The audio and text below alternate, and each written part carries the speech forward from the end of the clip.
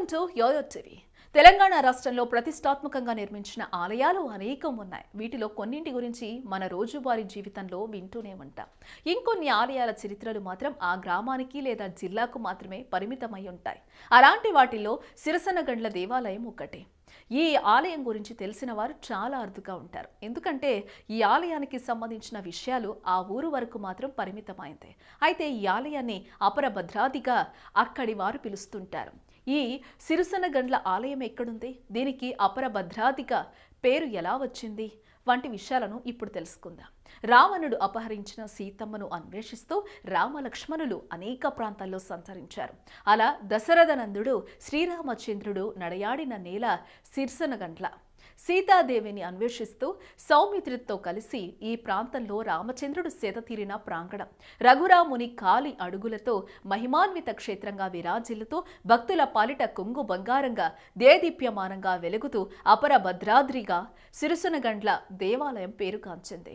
నాగర్ కర్నూలు జిల్లా చారకొండ మండలంలోని మహిమాన్విత క్షేత్రంగా విరాజిల్లుతున్న సిరసనగండ్ల సీతారామచంద్ర స్వామి ఆలయానికి శతాబ్దాల చరిత్ర ఉంది. దండకారణ్యంలో సిరసనగండ్ల గ్రామం ఉండేది. గ్రామానికి సమీపంలో దాదాపు 900 అడుగుల ఎత్తున 70 ఎకరాల సువిశాలమైన బండపై దత్తాత్రేయ ఆశ్రమం ఉంది. దండకారణ్యంలో సీతాదేవిని అన్వేషిస్తూ బయలుదేరిన రామలక్ష్మణులు దత్తాత్రేయ ఆశ్రమాన్ని సందర్శించి సేద తీరారు. దత్తాత్రేయ ముని కోరిక మేరకు రామలక్ష్మణులు సీతా సమేతంగా ఆర్చావతార మూర్తులుగా ఇక్కడ వెలుసారని క్షేత్ర మహత్య కథనం. త్రేతాయుగంలో రాక్షసుల తలలు తెగ నరికి వాటితో ఆంజనేయుడు బంతి ఆట ఆడుకున్న ఆనవాళ్లు ఉన్నాయని, అందుకే సిరసనగండ్లగా పేరొచ్చిందని పురాణ కథ ఉంది.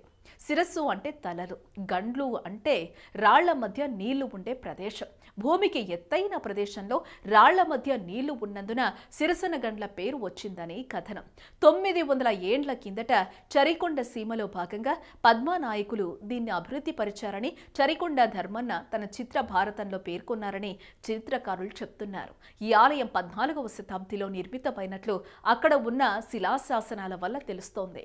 అప్పుడు ఈ ప్రాంతం భీకర అరణ్యంగా ఉండేదని, గుట్టపై దత్తాత్రేయ ఆశ్రమం, ముత్యాలమ్మ గుడి ఉండేవని స్థానికుల కథనం. సిరసనగండ్ల గ్రామానికి చెందిన రామయాజ్వికి శ్రీరాముడు కలలో కనిపించి భద్రాచలంలో ప్రతిష్ఠించాల్సిన సీతారామ విగ్రహాలు ఖమ్మం జిల్లా పాల్వంచ సమీపంలోని రావిచేడు గ్రామంలో ఒక పురోహితుడి ఇంటి పెరటిలో ఉన్నట్లు చెప్పినట్లు, ఆ విగ్రహాలు సకాలంలో భద్రాచలానికి చేరనందున వేరే విగ్రహాలు అక్కడ ప్రతిష్ఠించినట్లు, వాటిని సిరసనగండ్లలో ప్రతిష్ఠించమని చెప్పినట్లు కథనం ప్రచారంలో ఉంది.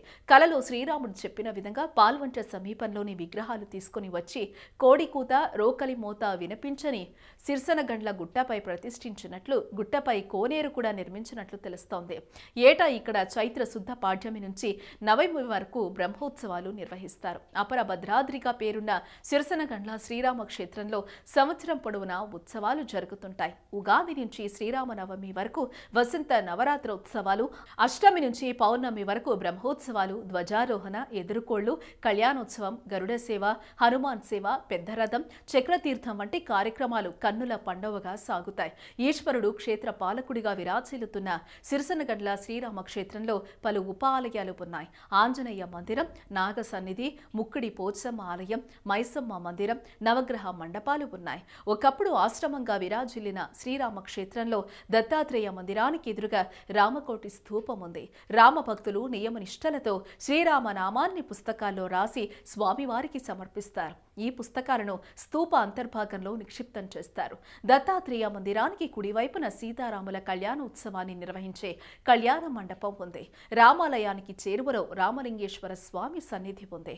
పక్కనే ఏకశిలతో మలచిన సింధూర లేపిత ఆంజనేయ స్వామి విగ్రహం ఉంది. శ్రీరామనవమి నుంచి 15 రోజుల పాటు స్వామివారికి ఒక్కొక్క రోజు ఒక్కొక్క అలంకరణతో విశేష పూజలు జరుగుతాయి. ఆంజనేయ స్వామి భక్తులు గండదీపాలతో ప్రదక్షిణలు చేయటం ప్రత్యేకత. ముక్కుడి పోచమ్మ ఆలయం మరో ప్రత్యేకత. ప్రతి ఏడాది శ్రీరామనవమి నుంచి వారం రోజుల పాటు జరిగే బ్రహ్మోత్సవాలకు ఉమ్మడి పాలమూరు, రంగారెడ్డి, నల్గొండ జిల్లాల నుంచే కాకుండా సుదూర ప్రాంతాల నుంచి ప్రజలు లక్షలాదిగా తరలివస్తారు. సిరసనగండ్ల శ్రీ సీతారామ శిరస్సు వంచి మొక్కుతా నిలుచొని వరమలివ్వు అంటూ భక్తులు కొండ ఎక్కుతూ ఉంటారు. భద్రాచలం తర్వాత అంతటి ప్రాధాన్యత కలిగిన దేవాలయం కనుక దీన్ని తెలంగాణలో రెండవ భద్రాచలంగా పిలుస్తారు. స్వయం భక్త క్షేత్రంగా రామాయణంతో సంబంధం ఉన్న సిరిసినగండ్ల సీతారామచంద్ర స్వామి దేవాలయ వైభవం గురించి శ్రీమరి సింగన కవి సిరిసినగండ్ల రామచరిత్ర అనే పద్యకావ్యంలో సవివరంగా పేర్కొన్నారు. 3.5 శతాబ్దాల కిందట సిరిసినగండ్ల సీతారామచంద్ర స్వామి ఆలయ ప్రతిష్ఠ జరిగినట్లు పద్యకావ్యం వెల్లడించింది.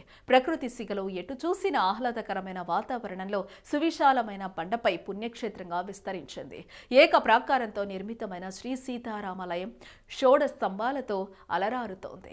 గర్భాలయంలో శ్రీ సీతారామ లక్ష్మణుల విగ్రహాలు ఉండగా జానకీరాముల ఏకమకర తోరణయుక్తంగా విరాజిల్లటం ఈ దేవాలయ ప్రత్యేకత. రామలక్ష్మణుల నేత్రాలు కిరీటం, కవచాలు, తిరునామాలతో ఉంటాయి. రామలక్ష్మణులకు మీసకట్టు ఉండటం ఈ విగ్రహాల మరో విశేషం. ఇక జానకీమాత సకల సౌభాగ్యవతిగా దర్శనమిస్తోంది. ముఖారవిందానికి పసుపు పూయబడి పట్టు వస్త్రాలు ధరించి జగదేకమాతగా గోచరిస్తోంది.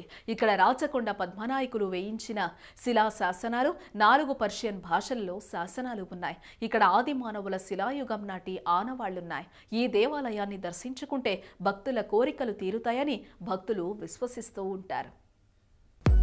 హలో, మిమ్మల్నే ఫిలిం సెలబ్రిటీస్ రియల్ స్టోరీస్ ఏంటో తెలుసుకోవాలనుందా? లేటెస్ట్ గా రిలీజ్ అయ్యే మూవీ రివ్యూస్ నేను చెప్తే వినాలనుందా? ఇంకెందుకు ఆలస్యం, యోయో టీవీని సబ్స్క్రైబ్ చేసుకోండి. అలాగే మర్చిపోకుండా యోయో టీవీ యాప్ ని కూడా డౌన్లోడ్ చేసుకోండి.